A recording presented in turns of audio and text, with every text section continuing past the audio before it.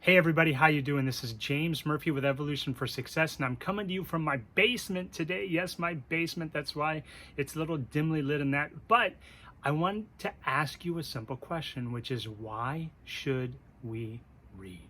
Why should we read? So let's cover some of the benefits and some of the reasons why you should read. So first of all, let's cover how often do American adults read. So according to one of the most popular studies online from the Pew Research Center in 2015, it basically said that the average is about 12 books a year. So the average American reads about 12 books a year. When they gave the study, they said that the average answer was about 4 books a year. So let's compare that. If the average American reads about 1 book a month, right, about 12 a year, how many do you think the average CEO reads? Well, that's really interesting because the average CEO is 5 times that much. The average CEO of companies and corporations reported reading 60 books a year. Can you imagine that? 5 times as much. A CEO who's that busy, 60 books a year compared to 12 a year, 1 a month. Or the most reported answer was 4, which is basically like once a quarter, right? Now, out of those people that said 12 per year, 1 book a month, 77% were women and only 67% were men. Women reported an average of 14 a year in total, and men only 9. So men, we got to get going, right? What's even more shocking or even more alarming, which is 90% of the respondents in the surveys were college. 90% of college graduates read at least 1 book a month versus only 34% for high school. Now that's pretty amazing. Now you might say, James, well, 1 book a month, that's way too much. But if we take a look at another study that was done and published in the Paris Review, we're actually 23rd, Americans are 23rd compared to how many hours a month they read, or a week, excuse me, no, a month, they read versus international. India came in at 10.42 hours read on average versus USA, which is 5.42. Can you imagine that? So let's talk about some of the benefits of reading. So as you can tell here, I have my extensive library behind me, and keep in mind I've moved like 5 times. So this is just the goodies, right? These are just the favorites of what I had. But what do you read? Well, you can read anything. There's technical books, autobiographies, classics. And some of the benefits and the advantages of reading are really simple.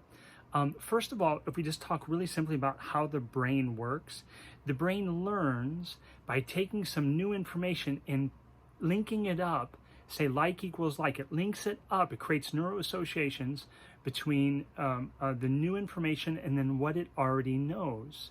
So that's why it's very easy. The more educated, the more learned you become about any topic, the more you're able to assimilate more information because you have more frames of reference to associate these things to.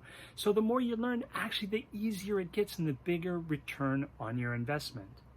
Now, in spite of that, as you learn more, as you keep assimilating more and more information, we tend to think in NLP, we call it deductively. But after you assimilate enough information, like the 10,000 hours or 10,000 books, you start to see things the opposite, which is not deductive from the top down, but inductive from the bottom up.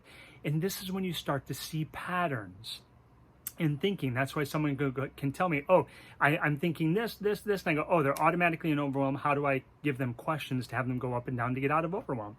It's just that simple. Patterns are powerful. And seeing patterns gives you knowledge and information in terms of how to position yourself, where to position yourself. Think about that in terms of the financial markets, everything like that. So the patterns are awesome. The secondary benefit of that is people love to trust their gut. Well, how do you trust your gut? The more you learn, the more you have that intuition of seeing and thinking deductively as well as inductively, and that allows you to trust your gut even more because it's also balancing the emotional space that you have along with the logic that you have. And nowadays, there's so much information. You can buy you can buy one little book that has the entire MBA program in it. You can buy a single book that has the entire NLP Master Practitioner training in it. You can buy books on quantum theory, everything, quantum mechanics, anything and everything from parenting. The information is unlimited out there, and it all allows you to do it. Now, the end result of that also is when you study things that you love, when you study things that you do, you're going to be the only one that can assimilate and give that information with your unique background of all these different perceptions and things that you have. So wrapping up real quick here, some of the additional reasons to read is A, it reduces stress. 2, it's proven in studies to prevent cognitive decline. It does have an impact. It doesn't cure it, I'm not saying that, but it does have an impact in things like dementia and Alzheimer's, right? It can help improve sleep.